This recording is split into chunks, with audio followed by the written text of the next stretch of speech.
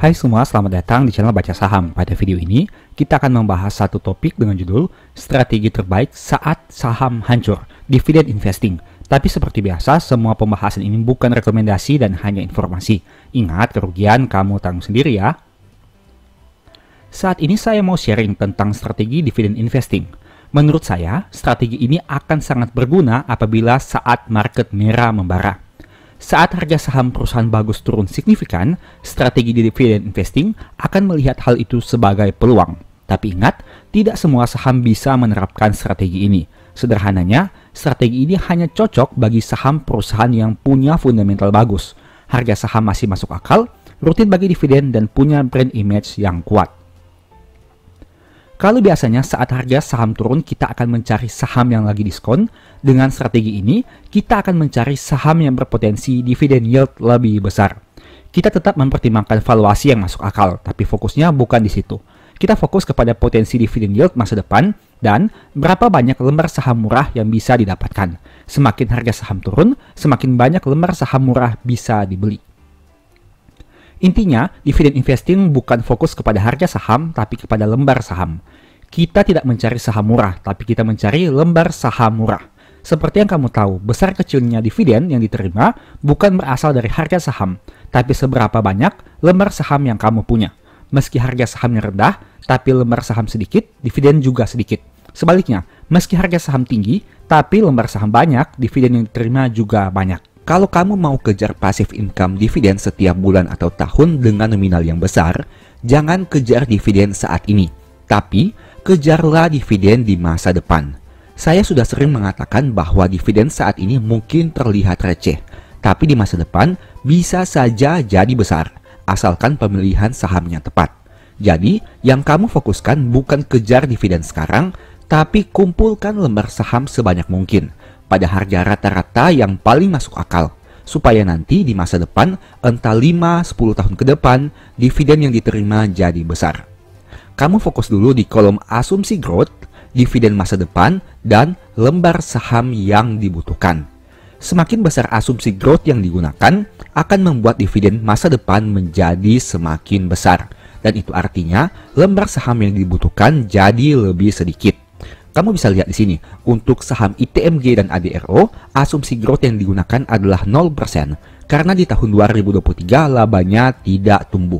Sedangkan untuk saham BNGA, BMRI, dan BBRI digunakan growth asumsi 15%, karena labanya naik signifikan. Ingat, dividen berasal dari laba. Semakin besar laba, semakin besar dividen. Begitu juga sebaliknya. Kamu bisa lihat di sini, untuk ITMG membutuhkan 13.222 lembar saham atau dengan modal setara 357 juta, ADRO 597 juta, BNGA 1,5 M, BMRI 2,5 M, dan BBRI 2 M. Tentu saja ini berdasarkan asumsi growth yang kita gunakan dan proyeksi dividen di masa depan. Orang yang menggunakan asumsi growth 5% tentu harus mengumpulkan lembar saham yang lebih banyak dibanding mereka yang gunakan growth 15%. Artinya, modal yang mereka butuhkan juga akan mengikuti. Nah, masalahnya, ini kan hanya asumsi growth dan bukan realita. Ya benar, ini masih asumsi karena kita berbicara masa depan. Jadi, cara yang bisa dilakukan adalah menggunakan asumsi paling realistis. Caranya dengan melihat kinerja masa lalu untuk diproyeksikan di masa depan. Semakin realistis asumsi yang digunakan, maka hasilnya juga akan semakin realistis. Contohnya seperti ITMG dan ADRO. Kenapa saya gunakan asumsi growth 0%? Karena di tahun 2023, labanya mengalami penurunan. Jadi, dividen di masa depan ini merupakan dividen untuk tahun buku 2022.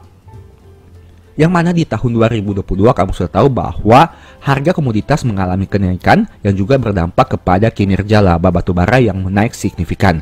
Nah, jadi kita asumsikan di sini selama beberapa tahun ke depan ITMG dan ADRO hanya fokus untuk mencapai nominal laba yang sama seperti di tahun 2022.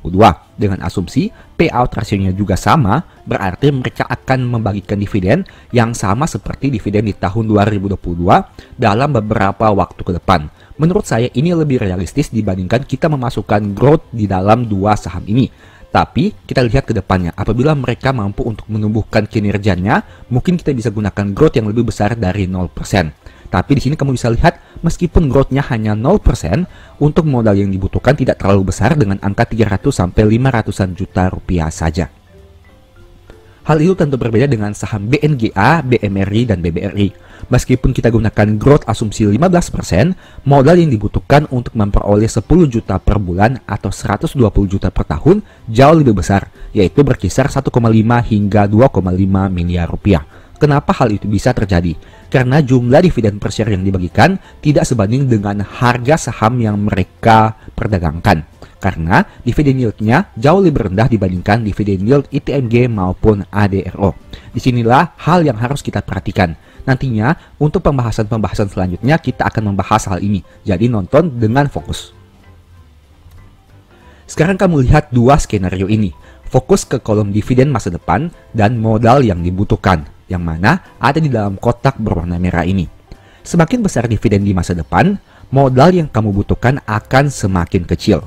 Hal itu karena lembar saham yang diperlukan akan menjadi lebih sedikit karena dibantu growth dividen per share-nya. Nah, kamu bisa lihat di sini untuk skenario pertama, misalnya contohnya untuk saham BMRI, dividen masa depan adalah 304. Tapi skenario kedua, dividen per share-nya menjadi 500 per lembar saham. Untuk dividen per share 304, kamu butuh modal sekitar 2,5 miliar dengan harga 6.400. Dan angka ini mungkin sudah tidak realistis di harga sekarang karena BMRI sekarang diperdagangkan pada angka sekitar 7 ribuan rupiah. Nah, untuk skenario lain, apabila dividen di masa depannya 500 per lembar, maka modal yang kamu butuhkan hanya 1,5 miliar. Artinya, modal yang dibutuhkan berkurang 1 miliar rupiah hanya karena dividen per share-nya tumbuh dari 304 menjadi 500 per lembar saham. Dari skenario ini kamu bisa melihat bahwa semakin tinggi dividen per share di masa depan, maka akan berdampak kepada modal yang dibutuhkan semakin rendah. Jadi di sini, selain kita fokus mengumpulkan lembar saham, kita juga harus mencari perusahaan yang konsisten labanya meningkat, dividen payout rasionya stabil, dan mereka berpotensi memberikan dividen per share yang jauh lebih besar di masa mendatang. Kita tidak hanya fokus dividen saat ini, tapi kita fokus juga kepada dividen yang akan kita terima 5 tahun, 10 tahun ke depannya. Pertanyaannya, apakah mungkin dividen per share BMRI tumbuh dari 304 menjadi 500 per lembar saham? Saat video ini dibuat, BMRI mampu menghasilkan laba 55 triliun di tahun 2023 dan memutuskan membagi dividen per share sebesar 353,95 per lembar saham. Nah, apabila payout rasionya diasumsikan tetap di angka 60%, artinya BMRI harus tumbuh sekitar 41% dari dividen tahun 2023 agar mencapai angka 500 per lembar saham. Kamu bisa lihat di sini, apabila dividen per share-nya 500 per lembar saham, kita butuh sekitar 240.000 lembar untuk memperoleh dividen 10 juta per bulan atau 120 juta per tahun. Masalahnya, jika dividen per share-nya naik, berarti labanya seharusnya naik juga. Artinya kenaikan 41% ini meminta BMRI untuk mampu mencetak laba menjadi 77,5 triliun di masa depan. Pertanyaannya, apakah hal itu bisa dicapai? Apakah realistis? Dan apakah kamu percaya bahwa nantinya BMRI mampu menumbuhkan laba hingga 77,5 triliun rupiah? Tentu saja tidak ada seorang pun yang tahu, bisa iya, bisa juga tidak. Tapi, izinkan saya berbagai konsep berpikir dengan data yang fakta berikut ini.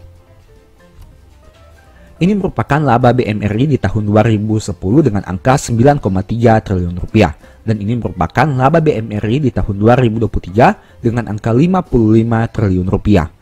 Jika kamu saat ini sedang berada di tahun 2010, yang mana 2 tahun setelah krisis finansial di tahun 2008, apakah kamu pernah membayangkan perusahaan yang punya laba 9,3 triliun di tahun 2010 nantinya bisa menghasilkan laba 55 triliun di tahun 2023? Nah, rasanya sepertinya kurang realistis di tahun 2010. Tapi ternyata BMRI mampu membuktikan hal itu ternyata bisa terjadi. Apakah dampaknya? Tentu saja sangat berpengaruh kepada dividen per share. Tapi saya mau ingatkan, untuk meningkatkan laba dari 9,3 menjadi 55 triliun tentu jauh lebih mudah dibandingkan harus meningkatkan laba dari 55 triliun menjadi 150 triliun. karena secara nominal BMRI mempunyai laba yang cukup besar, sehingga apabila membutuhkan kenaikan yang jauh lebih besar, persentase growth-nya harus lebih besar juga. Sekarang kita gunakan saja asumsi lembar saham dan payout rasionya sama agar mempermudah perhitungan. Di tahun 2010 dengan laba 9,3 triliun, BMRI mampu membagi dividen per share sebesar 60,23 per lembar saham. Tapi, saat mencapai laba 55 triliun, dividen per share-nya naik menjadi 353 per lembar saham.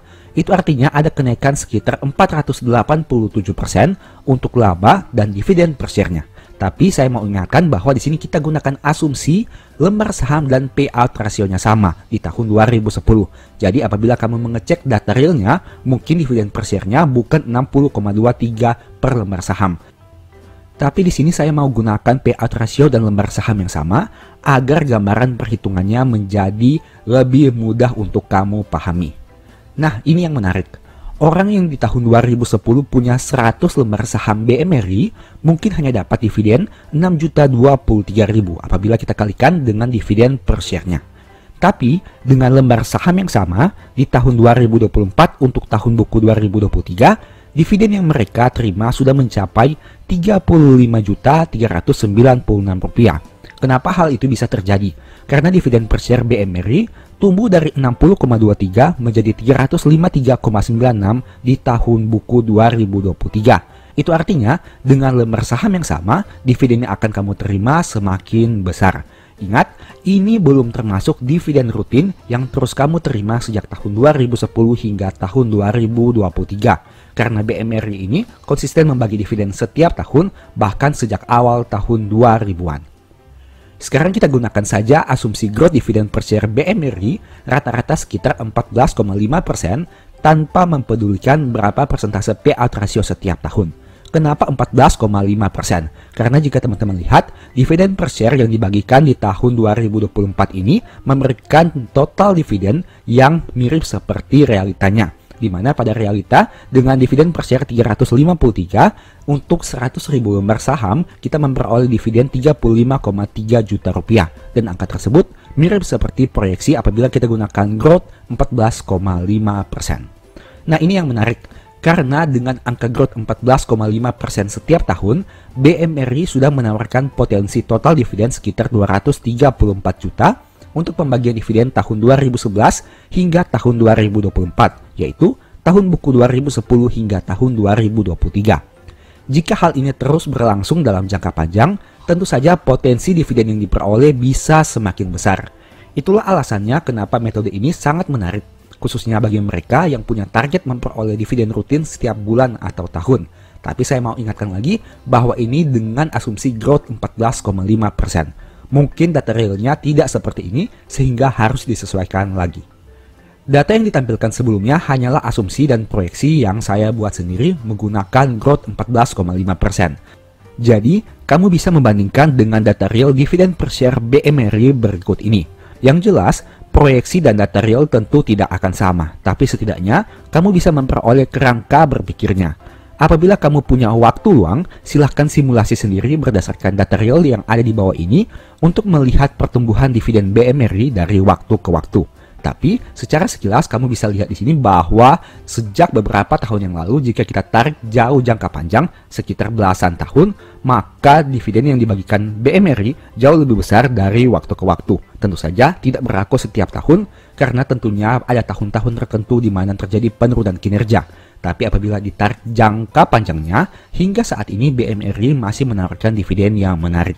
Pada video ini saya hanya gunakan contoh satu saham saja, yaitu BMRI untuk perhitungan simulasi. Jadi kamu bisa sesuaikan sendiri dengan karakter saham yang menarik bagi kamu. Yang jelas, pilihlah saham yang punya prospek cerah di masa depan. Produknya selalu dibutuhkan orang, punya manajemen yang berkualitas, laba dan keuangannya terus tumbuh, dan terbukti konsisten bagi dividen minimal 15 tahun terakhir dan cenderung meningkat. BMRI hanya digunakan sebagai contoh saja dan bukan rekomendasi. Banyak juga saham-saham lainnya. Jadi, silahkan cari saham yang sesuai dengan karakter kamu sendiri dan selalu disclaimer on. Kesimpulannya, perusahaan yang konsisten tumbuh setiap tahun dan rutin bagi dividen stabil bisa kita manfaatkan untuk memperoleh dividen masa depan yang semakin besar. Jadi, biarkanlah perusahaan itu yang bekerja keras untuk menumbuhkan labanya dari tahun ke tahun. Kita sebagai pemegang saham, fokus saja untuk mengumpulkan lembar saham sebanyak mungkin pada harga yang masuk akal. Tidak perlu terlalu pusing dengan naik turun harga jangka pendek. Asalkan kinerja perusahaan terus tumbuh, hal itu tidak menjadi masalah. Toh pada akhirnya, yang kita kejar adalah dividen rutin setiap tahun yang semakin besar. Metode ini sangat bermanfaat khususnya bagi mereka yang belum punya uang yang banyak saat ini. Karena kita seakan-akan memanfaatkan pertumbuhan laba perusahaan agar modal yang dibutuhkan semakin kecil. Tapi tentunya metode ini juga tidak lepas dari risiko. Sehingga kamu harus pertimbangkan juga banyak hal sebelum ambil keputusan. Nah, berikut ini kelemahan dari metode proyeksi yang kita gunakan pada video ini. Yang pertama, harga saham yang digunakan adalah tetap. Jadi belum mempertimbangkan kemungkinan harga sahamnya naik atau turun. Jika harga saham naik, modal yang dibutuhkan tentu semakin besar. Begitu juga sebaliknya. Kedua, persentase growth yang digunakan juga konstan, sehingga akan menjadi kurang sesuai jika laba perusahaan turun pada beberapa tahun tertentu. Ketiga, skala perusahaan yang semakin besar membuat seakan-akan pertumbuhan di atas 15% secara konsisten menjadi lebih sulit. Tentu lebih mudah melipat gandakan uang 1 hingga 2 miliar dibandingkan uang 50 triliun menjadi 100 triliun. 4. Untuk mengatasi kelemahan ini, kamu bisa gunakan adjustment setiap ada informasi pembagian dividen, pencapaian laba, dan pergerakan harga yang signifikan. Berikut ini beberapa poin penting dari video tadi. Yang pertama, kalau mau hidup dari dividen, jangan kejar dividen saat ini, tapi kejar dividen di masa depan. Kedua, tentukan harapan dividen per share di masa depan yang ingin kamu terima dengan mengacu pada proyeksi kinerja dari growth masa sekarang. Ketiga, kumpulkan lembar saham sebanyak yang kamu bisa agar dividen di masa depan semakin banyak. Keempat, proyeksikan kinerja perusahaan di masa depan berdasarkan data di masa lalu. Kelima, semakin harga turun itu semakin bagus. Karena yang kamu kejar adalah jumlah lembar saham. Artinya, kalau harga turun, lembar saham yang kamu dapatkan jadi lebih banyak. Saya tidak akan membahas lagi video yang tadi sudah kamu nonton. Tapi di video ini, saya ingin menggarisbawahi pada satu topik, yaitu menentukan harapan dividen per share di masa depan. Pembahasan ini akan jadi sangat bermanfaat bagi kamu yang menerapkan strategi dividen investing. Jadi simak baik-baik. Maksud dari harapan dividen per share di masa depan adalah seperti ini. Jika di tahun 2024, perusahaan membagikan dividen sebesar 500 per lembar, di masa depan kamu memberi target dividen berapa banyak? Apakah 1000 per lembar, 2000 per lembar, atau berapa? Dan kamu berharap target nominal itu bisa dicapai dalam waktu beberapa tahun dari sekarang. Misalnya 10 tahun, 15 tahun, atau berapa? Tentu saja sebagai pemegang saham minoritas, kita tidak punya power untuk menentukan dividen per share yang harus dibagi. Karena yang punya hak dan kemampuan hanyalah pemegang saham mayoritas. Tapi ingat, dengan sedikit analisa, ada satu hal yang bisa kita lakukan, yaitu proyeksi yang tentunya dibuat serealistis mungkin. Maksud saya seperti ini, kita berusaha memproyeksikan kira-kira di masa depan perusahaan bisa bagi dividen berapa banyak dan berapa lama hal itu bisa dicapai. Agar proyeksi jadi lebih akurat, kita harus mempertimbangkan beberapa hal, seperti yang pertama, pertumbuhan laba perusahaan minimal 10 tahun. Kedua, kebijakan dividen payout ratio selama 10 tahun. Dan yang ketiga, proyeksi growth laba di masa depan. Apabila kamu sudah bisa membuat proyeksinya, barulah kamu masuk ke tahap 2, yaitu menentukan berapa banyak lembar saham yang akan dikumpulkan, yang tentunya bisa memenuhi biaya hidup setahun. Agar lebih jelas, kita gunakan contoh saja dalam pembahasan. Step pertama, tentukan dulu growth laba selama 10 tahun terakhir. Semakin panjang durasi waktu, semakin bagus. Caranya, dengan melihat data masa lalu minimal 10 tahun terakhir. Di bawah ini merupakan contoh perusahaan ABC dengan reka pertumbuhan laba selama 10 tahun terakhir, yaitu tahun 2014 hingga 2023. Dari data ini bisa kamu lihat bahwa laba ABC naik berkali lipat. Dari tahun 2014 sebanyak 20,6 triliun menjadi 60 triliun di tahun 2023. Tapi, tentu saja perjalanan laba itu tidak selalu naik. Selama 10 tahun ini, laba ABC sempat turun di tahun 2016 sekitar 31% dan turun 38% di tahun 2020. Artinya, di tahun 2016, laba ABC hanya 14,6 triliun. Padahal tahun 2015 sudah 21,1 triliun. Begitu juga dengan tahun 2020 yang hanya 17,6, padahal laba tahun 2019 sudah 28,4 triliun rupiah. Pada step ini yang kamu butuhkan adalah memperkirakan proyeksi growth laba suatu perusahaan. Dari data ini bisa kamu lihat bahwa growth laba ABC berkisar pada angka minus 38% hingga 73%. Jarak kedua presentasi itu tentu sangat jauh. Lalu pertanyaannya, berapa persentase growth laba yang akan kita gunakan? Untuk menjawab pertanyaan itu, kamu bisa gunakan satu simulasi sederhana saja. Kamu sudah tahu bahwa laba ABC naik dari 20,6 menjadi 60 triliun di tahun 2023. Jadi, yang perlu dicari tahu adalah berapa persentase pertumbuhan rata-ratanya. Jadi, yang perlu dilakukan hanya membuat simulasi sederhana dengan memasukkan beberapa persentase growth dan melihat apakah dengan persentase itu laba di tahun 2023 bisa menjadi 60 triliun atau tidak. Berdasarkan simulasi yang saya pakai, ditemukan growth sekitar 12,6% untuk membuat laba ABC menjadi 60 triliun di tahun 2023 dari yang awalnya 20,6 di tahun 2014. Tapi ingat, metode simulasi ini punya kelemahan. Angka 12,6% kita dapatkan karena dasar laba yang digunakan adalah 20,6 triliun di tahun 2014. Apabila kita gunakan dasar laba yang berbeda, misalnya 14 triliun, tentu akan berpengaruh pada persentase growth laba yang digunakan. Kamu bisa coba simulasikan sendiri. Step kedua, setelah mendapatkan proyeksi persentase growth laba, yang perlu kamu lakukan adalah memasukkan persentase tersebut ke dalam nominal dividen per share tahun terakhir. Saya hanya gunakan persentase growth 10% saja dan bukan 12,6% agar perhitungan jadi lebih konservatif. Asumsi yang digunakan di sini adalah dividen payout rasionya sama. Jadi, kamu harus pastikan saham yang kamu beli cenderung bagi dividen dengan payout rasio yang konsisten.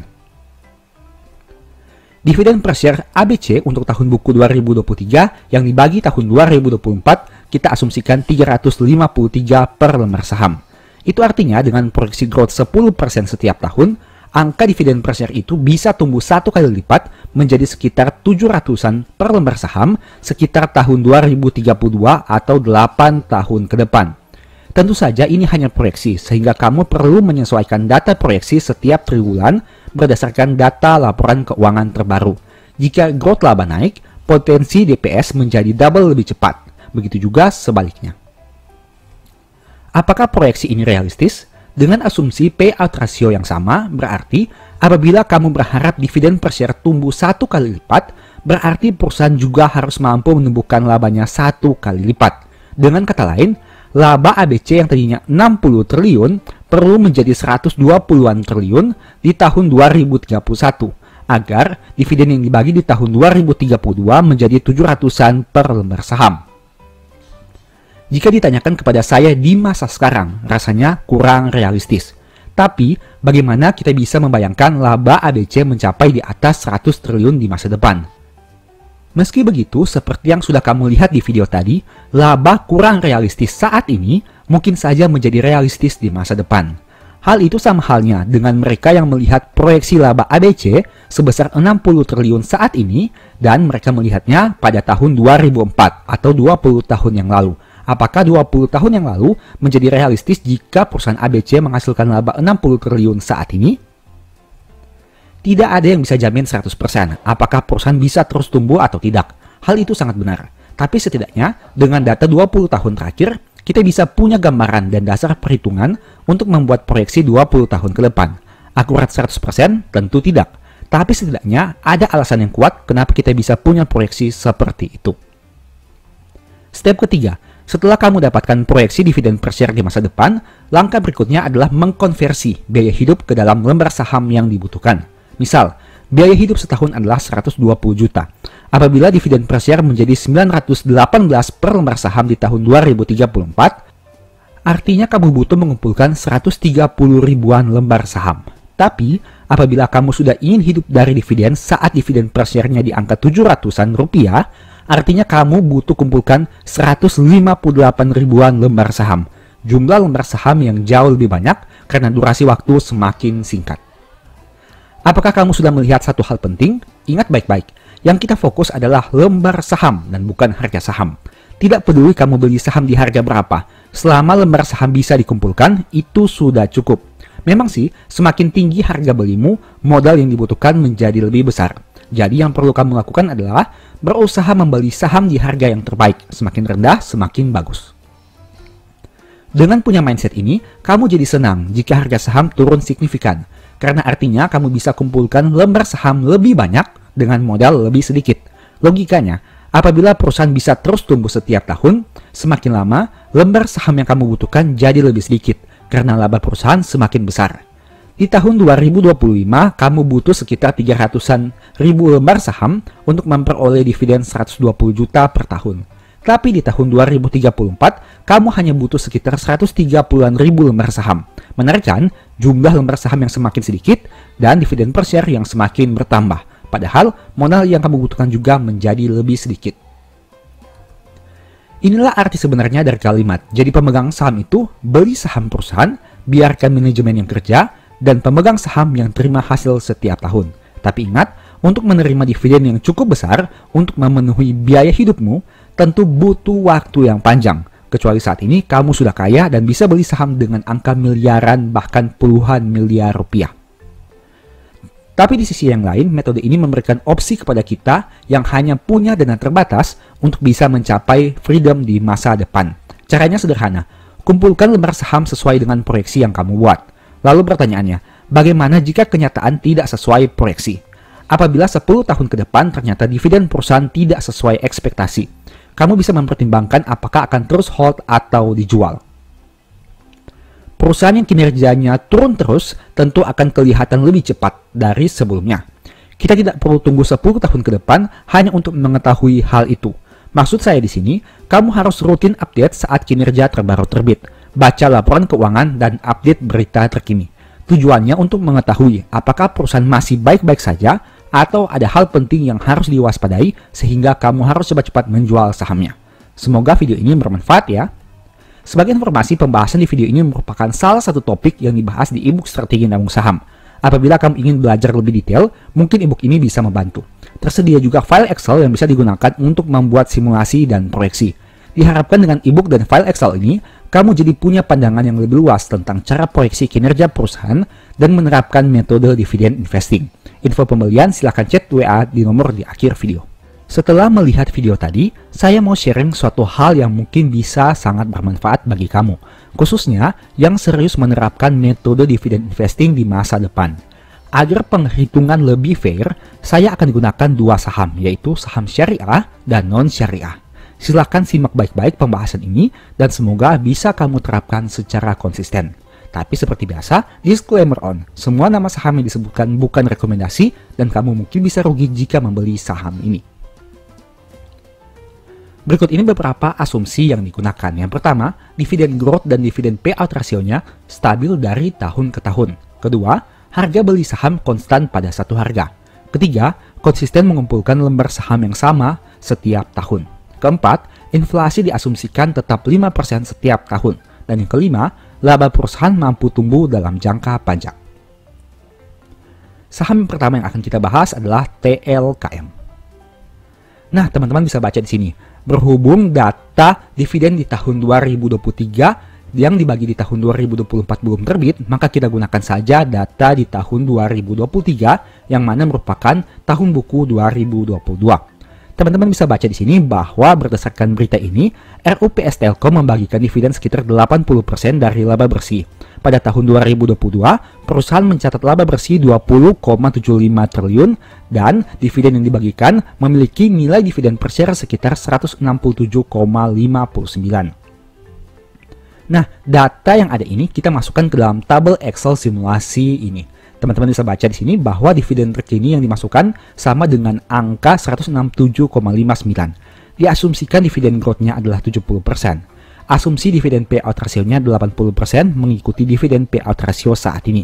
Nah, kita asumsikan membeli Telkom di harga 3.400 dan kita masukkan juga lembar sahamnya. Nah, kita asumsikan bahwa kita mampu untuk komitmen nabung saham 20.000 lembar setiap tahunnya. Dengan kata lain, apabila harga belinya 3.400, itu berarti kita komit untuk menabung sekitar 68 juta atau per bulannya sekitar 5,6 juta. Angka ini teman-teman bisa simulasikan sendiri atau sesuaikan sendiri berdasarkan kemampuan kamu masing-masing. Apabila kamu mampu untuk menabung lebih besar dari 68 juta, silahkan sesuaikan saja di lembar sahamnya. Tapi jika tidak, silahkan dikurangi saja. Nah, ini merupakan data simulasi yang ada. Teman-teman bisa lihat sini, kita asumsikan misalnya usia saat ini adalah 30 tahun. Dan kita akan proyeksikan dalam waktu 20 tahun ke depan. Untuk angka yang ada di sini, yang mana proyeksi laba perusahaan ini sama seperti data pada saat video ini dibuat dengan laba bersih sekitar 20,75 triliun berdasarkan tahun buku 2022. Angka ini akan menyesuaikan dengan sendirinya. Dan apabila menggunakan dividen per share 167, maka yield saham ini sekitar 4,93%. Apakah yang akan terjadi 20 tahun ke depan jika konsisten melakukan hal ini secara terus-menerus? Nah, teman-teman bisa lihat sini. Pada akhirnya, kamu mungkin bisa sampai di satu titik di mana dividen yang diterima lebih besar dibandingkan modal yang kamu keluarkan. Bisa teman-teman lihat di sini. Tadi kita membeli saham Telkom dengan harga 3.400. Tapi dengan asumsi yang ada kemungkinan di akhir tahun ke-20 total dividen yang diterima sekitar 7.519. Itu artinya lebih besar dibandingkan harga beli kita. Nah, teman-teman bisa juga lihat di sini bahwa diasumsikan modal yang dikeluarkan sekitar 1,4 miliar rupiah. Angka ini lebih kecil dibandingkan proyeksi dividen yang bisa kita terima sekitar 2 miliar rupiah. Tapi tentu saja ini dengan beberapa asumsi yang tadi sudah kita gunakan. Kamu bisa lihat bahwa di sini ada hal yang menarik. Akan ada saatnya kita menerima dividen yang lebih besar dibandingkan modal yang kita keluarkan. Nah, ada juga yang menarik. Untuk tahun pertama atau tahun ke-0, dividen yang kita terima hanya 3,3 juta per tahun atau per bulan 279.000 saja. Tapi apabila hal ini konsisten kita lakukan, maka di akhir tahun ke-20, dividen yang kita terima setiap tahunnya adalah 272 juta atau per bulannya 22,69 juta. Angka yang bisa dikatakan sudah cukup besar. Tapi akan ada pertanyaan, kan ada inflasi. Angka 22 juta saat ini tentu berbeda dengan 22 juta 20 tahun ke depan. Nah, untuk menjawab hal itu, maka saya juga buatkan simulasi dengan mempertimbangkan inflasi. Misalnya di sini kebutuhan biaya bulanan kita adalah 10 juta atau 120 juta per tahun. Kita asumsikan inflasinya adalah 5% dengan harga rata-rata 3.400. Nah, di tahun ke-0, angka lembar saham yang kamu butuhkan untuk mencapai nominal biaya hidup 120 juta per tahun adalah sekitar 716.000. Dengan kata lain, dana yang dibutuhkan 2,4 miliar rupiah. Apa yang akan terjadi 20 tahun ke depan? Jika hal itu konsisten terjadi setiap tahun, baik itu dari sisi kamu konsisten membeli saham dengan jumlah lembar yang sama. Dan dari sisi perusahaan mampu untuk terus tumbuh setiap tahun dan komitmen dengan dividen payout ratio-nya. Di akhir tahun ke-20, ternyata untuk mencapai biaya hidup 318 juta setahun, kamu hanya membutuhkan lembar saham sebanyak 490.000. Atau dengan kata lain, hanya butuh 1,6 miliar di masa sekarang. Nah, ini merupakan angka yang bisa kamu lihat. 120 juta di tahun ke-0 sama dengan 318 juta di tahun ke-20 nanti dengan asumsi inflasi 5%. Kesimpulannya, semakin cepat kamu nabung saham, maka lembar saham yang dibutuhkan di masa depan akan menjadi lebih rendah. Dari yang awalnya 716.000, nah di tahun ke-20 hanya menjadi 490.000 saja. Dengan kata lain, kamu juga membutuhkan dana yang semakin rendah dari 2,4 miliar hanya turun menjadi 1,6 miliar saja. Pada saat ini, untuk memperoleh 120 juta, kamu butuh dana sekitar 2,4 miliar. Kamu bisa lihat tabel pada tahun ke-0. Untuk 120 juta butuh 2,4 miliar. Tapi di tahun ke-20 di masa depan, untuk memperoleh 318 juta yang setara dengan 120 juta saat ini, kamu hanya butuh dana 1,6 miliar saja. Biaya hidup lebih tinggi dari 120 juta menjadi 318 juta. Kamu ternyata bisa memperoleh dividen tahunan yang lebih besar dengan modal yang lebih rendah, yaitu hanya 1,6 miliar rupiah saja. Menarik bukan? Tapi ada hal yang harus kamu ingat, di mana kamu harus konsisten melakukan hal ini setiap tahun. Meskipun begitu, kamu bisa lihat sini. Nah, mungkin ada yang bertanya bahwa kan angka 68 juta ini cukup realistis bagi sebagian orang, tapi bagi sebagian orang juga cukup sulit. Nah, menariknya di sini. Lembar saham yang harus kamu kumpulkan setiap tahun adalah 20 lembar saham dengan asumsi yang kita gunakan ini. 20.000 lembar saham ini bisa dilakukan dengan melakukan pembelian ataupun menerima kembali uang dividen yang sudah kamu terima dengan membeli saham yang baru untuk menambah jumlah kepemilikan sahamnya. Dengan kata lain, mungkin di tahun ke-0 ini kamu harus mengeluarkan uang 68 juta untuk membeli 20.000 lembar saham. Tapi di tahun ke-1, kamu sudah memperoleh uang ekstra sebanyak 3,3 juta. Itu artinya, dana yang kamu butuhkan untuk membeli lembar saham yang sama, 68 juta kurang 3,3 juta. Bagaimana di tahun kedua?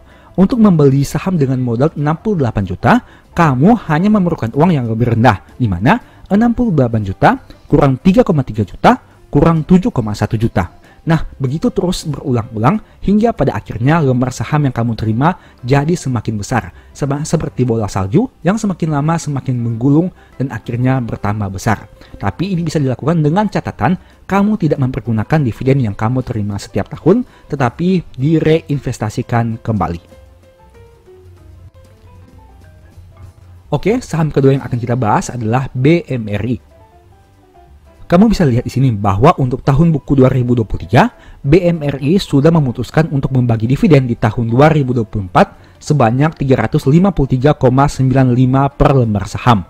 Nah, di tahun 2023, mereka berhasil membukukan laba sebanyak 55,1 triliun rupiah.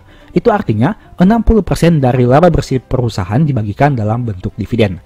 Angka ini kemudian kita masukkan ke dalam tabel Excel ini.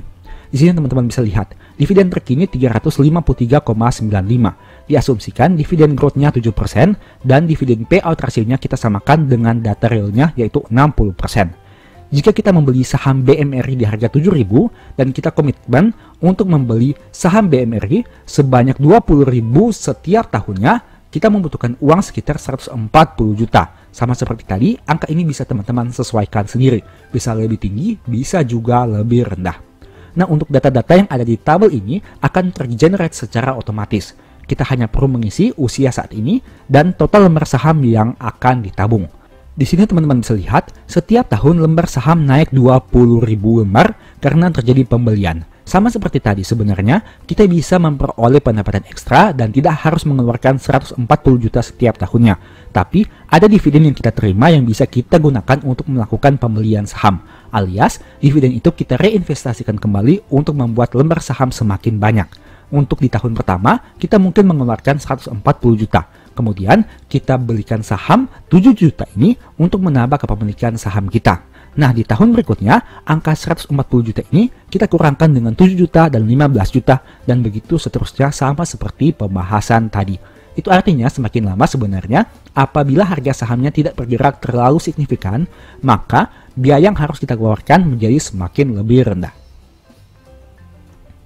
Nah, bagaimana di akhir tahun ke-20? Sama seperti pembahasan tadi, dana yang kita keluarkan untuk membeli satu lembar saham di angka 7.000, kini angka dividen per share yang kita terima totalnya selama 20 tahun mungkin akan menjadi 15.880. Itu artinya lebih besar dibandingkan harga beli kamu dalam 20 tahun sebelumnya. Nah, ada juga yang menarik. Asumsikan modal yang kita keluarkan sekitar 2,9 miliar, tapi dividen yang kita terima totalnya mencapai 4,2 miliar dengan asumsi yang kita gunakan tadi. Sama seperti tadi, berarti dividen yang kita terima jauh lebih besar dibandingkan harga yang kita harus keluarkan, yaitu modal yang kita keluarkan untuk membeli saham. Ini merupakan hal yang menarik dari konsep dividen investing. Mungkin dalam jangka pendek tidak terlalu terasa. Dividennya mungkin hanya receh karena hanya terima 7 juta per tahun atau 589.000 per bulan. Tapi jika konsisten terjadi sesuai dengan simulasi, di tahun ke-20, dividen yang kita terima mencapai 575 juta atau sekitar 47 juta per bulan. Ini merupakan konsep yang bisa kita terapkan dalam jangka panjang. Tapi ingat, ini hanya simulasi. Bisa saja di masa depan angka ini lebih besar, tapi bisa juga menjadi lebih rendah. Bagaimana jika kita masukkan dengan unsur inflasi? Dengan asumsi inflasi 5%, maka biaya tahunan kita akan naik sekitar 5% setiap tahunnya. Nah, teman-teman bisa baca di sini bahwa di tahun ke-0 kita membutuhkan jumlah lembar saham sebanyak 339.000 untuk memperoleh biaya tahunan 120 juta per tahun. Dengan kata lain, modal yang kita butuhkan 2,3 miliar rupiah. Tapi, apabila asumsi dan simulasi ini terus kita lakukan selama 20 tahun, diasumsikan pada akhir tahun ke-20, kita hanya membutuhkan lembar saham sebanyak 232.000 saja dan mengeluarkan uang 1,6 miliar rupiah saja. Padahal, uang yang kita peroleh itu bisa memenuhi kebutuhan hidup sebanyak 318 juta, yang setara dengan 120 juta di tahun ke-0. Nah, kamu bisa lihat di sini, ini merupakan contoh kedua yang bisa diterapkan untuk dividen investing, di mana kita mencari saham-saham yang konsisten terus bertumbuh dari sisi laba, dari aspek dividennya, dividen payout rasionya konsisten stabil, manajemen berusaha untuk membagi dividen yang stabil setiap tahunnya, harga sahamnya cenderung juga baik, dan perusahaan mampu untuk terus meningkatkan loyalitas kepada pemegang saham dari waktu ke waktu. Ada satu poin utama yang teman-teman harus lihat di sini. Biasakan untuk membeli saham-saham yang memiliki dividen growth di atas dari kenaikan inflasi. Sama seperti contoh di sini, dividen growth-nya 7% dan inflasi hanya 5%. Hal itulah yang membuat kenapa semakin lama ternyata lembar saham yang kita butuhkan semakin rendah. Karena kenaikan dividen dan kenaikan laba jauh lebih besar dibandingkan kenaikan inflasi. Semakin tinggi pencapaian kinerja perusahaan dari waktu ke waktu akan membuat modal yang kita butuhkan menjadi semakin rendah. Kita manfaatkan saja kekuatan perusahaan untuk meningkatkan kinerjanya untuk memperoleh lembar saham yang semakin banyak. Dan tentu saja dana yang dibutuhkan diasumsikan atau diharapkan menjadi semakin rendah. Tapi seperti biasa, ini hanya hitung-hitungan di atas kertas. Bisa saja realitanya berbeda. Ada banyak kemungkinan yang bisa terjadi dan ada banyak faktor yang bisa mempengaruhi. Tapi setidaknya dengan adanya data ini, kamu bisa memperoleh gambaran bagaimana konsep berpikir tentang dividen investing itu di masa depan. Tidak hanya membeli saham untuk mencari dividennya saat ini, tapi bagaimana kita mengumpulkan lembar saham dari waktu ke waktu, mereinvestasikan dividen yang kita terima setiap tahun, agar di masa depan, biaya hidup kita bisa tercover dengan dividen yang kita terima. Mungkin saja saat ini uang kita belum banyak, tapi dengan memanfaatkan compounding waktu dari tahun ke tahun, dengan memanfaatkan reinvestasi dividen, maka di masa depan bisa saja sebenarnya dana yang kita butuhkan tidak sebesar yang kita perkirakan. Mungkin kita terus berusaha dari waktu ke waktu, tapi berusahalah untuk terus memanfaatkan kemampuan perusahaan meningkatkan labanya dari waktu ke waktu juga. Kita tidak berusaha sendiri, tapi kita manfaatkan juga perusahaan yang kita beli sahamnya. Nah, ternyata simulasi ini memiliki beberapa kelemahan. Yang pertama, kita tidak tahu apakah perusahaan mampu terus menghasilkan laba di masa depan. Karena kita gunakan simulasi, perusahaan labanya terus naik. Ada kalanya labanya naik, tapi mungkin juga bisa turun. Selain itu, semakin besar laba perusahaan, rasanya akan menjadi semakin sulit untuk membuatnya double. Misalnya, apakah kamu yakin laba Bank Mandiri di masa depan bisa berlipat ganda dari laba saat ini? Misalnya laba saat ini 55 triliun. Apakah kamu yakin 20 tahun ke depan laba Bank Mandiri bisa mencapai 110 triliun? Mungkin saat ini rasanya seperti tidak masuk akal.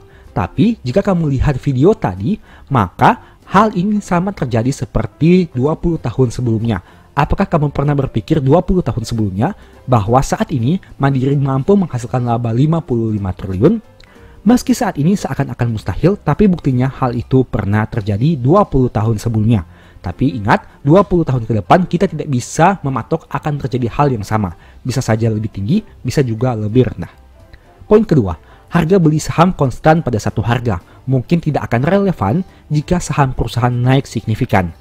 Mungkin saat ini BMRI di harga 7.000, tapi jika harganya nanti jadi 10.000, modal yang harus kamu keluarkan jadi lebih besar. Meski begitu, hal sebaliknya juga bisa terjadi. Jika nanti harga Bank Mandiri turun jadi 5.000, modal kamu juga bisa jadi lebih kecil. Jadi, semuanya punya plus minusnya masing-masing. Ketiga, inflasi mungkin tidak selalu 5% setiap tahun. Kadang lebih tinggi, tapi mungkin bisa juga lebih rendah. Jadi, angka kebutuhan hidup di masa depan mungkin belum pasti. Tapi setidaknya kamu sudah punya gambaran besarnya. Sebagai informasi, file Excel yang tadi kamu lihat untuk perhitungan simulasi merupakan bonus yang akan kamu dapatkan jika membeli e-book strategi nabung saham. File Excel tersebut bisa disesuaikan berdasarkan saham yang kamu inginkan. Hanya perlu input beberapa data saja dan hasilnya akan langsung dihitung secara otomatis. Meski tidak ada jaminan kepastian di masa depan, ada kemungkinan kamu juga bisa rugi dan kerugian itu kamu tanggung sendiri, tapi setidaknya dengan simulasi tersebut, kamu punya gambaran jangka panjang tentang apa yang harus dilakukan saat ini agar bisa pensiun dari saham dengan nyaman dan berkecukupan. Apabila tertarik membeli ebook ini, silahkan chat saja di nomor WA di akhir video. Selain strategi nabung saham, ada juga ebook Stock for Living yang fokus membahas strategi untuk hidup dari saham. Dua ebook tersebut saling melengkapi satu dengan yang lain sehingga pembacanya memiliki cara pandang yang lebih luas. Detail pembahasannya bisa kamu lihat pada gambar di bawah ini. Demikianlah pembahasan pada video ini. Selalu ingat bahwa semua saham yang disebutkan bukan rekomendasi dan hanya informasi. Mohon agar dapat mengecek kembali data yang ditampilkan. Dan ingat, segala risiko kerugian menjadi tanggung jawab kamu sendiri. Di video berikutnya kamu ingin dibahas materi apa lagi? Tulis di kolom komentar ya. Sebagai informasi, channel YouTube Baca Saham sekarang ada dua. Yang pertama Baca Saham dan Baca Saham dari Nol. Berikut ini beberapa list ebook baca saham. Pertama Stock for Living, Strategi Nabung Saham, The Stock Market, dan Cara Cepat Analisa Laporan Keuangan. Apabila tertarik, chat saja pada nomor WA yang ada. Sekian video ini, semoga bermanfaat. Thank you.